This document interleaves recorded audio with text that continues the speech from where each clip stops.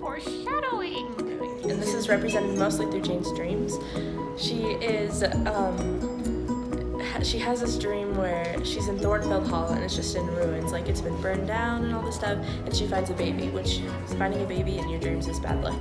Not really sure why, but it is. So she's like finding this baby and she's holding it and she's trying to find Mr. Rochester because for some reason he's gone, and she can't find him. He's like riding away on a horse and she can't put the baby down, but the baby's weighing her down.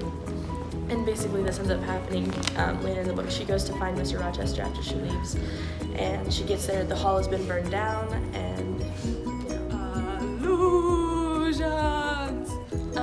The first time Jane and Mr. Rochester met, he was riding on his horse and it was dark outside, the moon was shining and all this stuff, and Jane was sitting out looking at the moon, and Mr. Rochester's horse slipped on ice and fell down, and when he saw Jane, he thought that she was a witch meeting with the men in green in the moonlight and all this stuff, which the men in green are basically supernatural beings that they believed in at the time. Theme number 1. So throughout the book there was this theme of the supernatural where Mr. Rochester would call Jane his little sprite or his little elf, and just refers back to the beginning when they first met, where he basically thought she was a witch. Theme number 2. Throughout the book, Jane frequently mentions her social status in comparison to other people around her, especially her family and Mr. Rochester, and how she feels they are equals.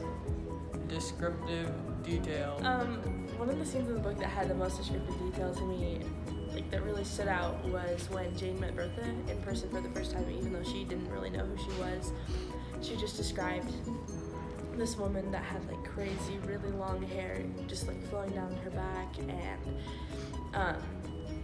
she thought it was a ghost, and she was telling Mr. Rochester, and he was like, well, ghosts are usually pale, and she was like, no, this one was purple, like her skin was purple.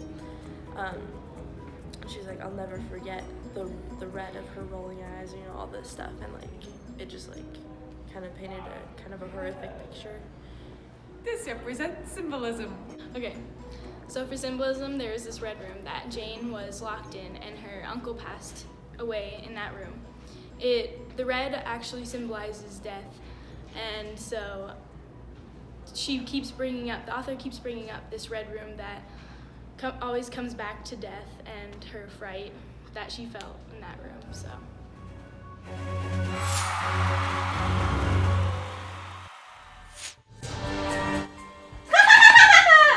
Mrs. Fairfax, did you hear that loud laugh? Who was it? Probably one of the servants, most likely very cool. Did you hear it? Plainly, Jane. Grace! Too loud! Follow directions!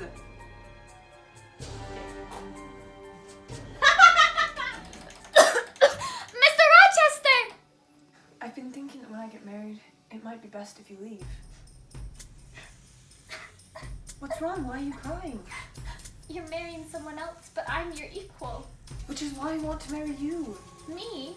You're engaged to somebody else. Yes, but when I told her I wasn't as wealthy as she previously supposed, she left. What are you saying? I want to marry you. Are you mocking me? No, Jane. I love you. Will you marry me? Oh, Mr. Rochester. Yes!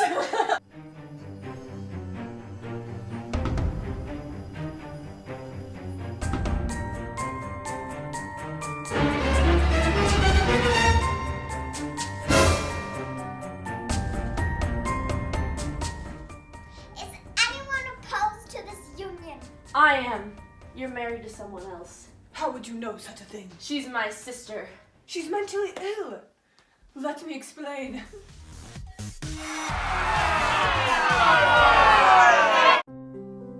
My name is Philip Guadalupe, and in this production of Jane Eyre, I play Mr. Rochester.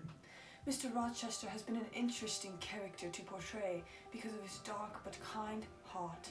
He has been through much as a character, and it shows in the way that he portrays himself. My name is Trisha Belmore, and in this production of Jane Eyre, I was Jane Eyre. It was quite difficult for me to play this role because of Jane's quiet and rebellious nature throughout throughout the film. Hi y'all, I'm Katana Crane. I played the role of Bertha, bless her heart. It was really difficult, you know, portraying someone that has a mental illness such as hers. Let me tell you, it just made me realize what it was like, you know, to step in the footsteps of someone that lived that life. Trisha. Hi, I'm Jenny Brand, and I played the role of Grace Poole. I was mainly chosen for the role because I have red hair and she has red hair. And also, it was a struggle controlling Bertha in the movie. Oh my gosh, but it was a fun time. Katana, bro. Oh my gosh. Oh, hello there. My name is Georgina Francis, and in this production of Jane Eyre, I played Miss Fairfax. I just thought this was the perfect role because I fit very well because of Miss Fairfax's age. Yeah. I also thought her reprimanding nature was very fun to portray because we don't really see that in people nowadays, and it's just an older generation type of thing, I suppose. Yeah. Ain't that right, Mr. Brown? Excuse me, there's no cats allowed on set. Can you stop?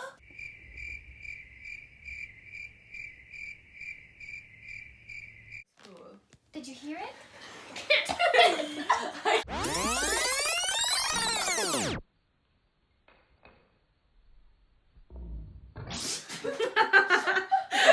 of the match fell off! Yeah, it's right here.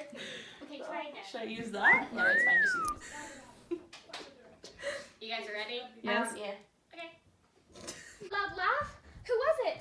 Probably one of the servants, most likely Jane Fairfax. We'll get it ready. Take 25. What am I saying this time? Wait, what do I say? Probably And look one at of the her servants. kicking like a surfer. Let's get in here. She's at a camera. 302.5.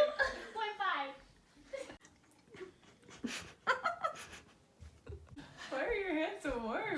Because I'm hot. Behind the scenes of a veil making with tissue paper. Take one.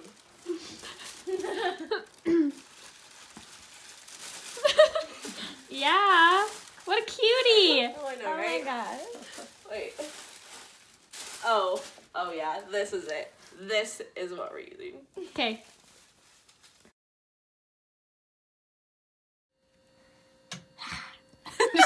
Hello, my name is Katana Crane, and I portrayed the role of Bertha. This role was really difficult for me at first because... Hi. Oh, what? Hi, my name is Jenny Brand. I played the role of... I can't remember her name. It's okay. Okay. I feel like my accent's not going well. No, I think it's good. Okay. It's perfect. Oh. Oh, oops, that's the wrong way. So so throughout the book, Jane frequently mentions that she feels... Oh my gosh, no. This represents symbolism. What? Wait, this is embarrassing.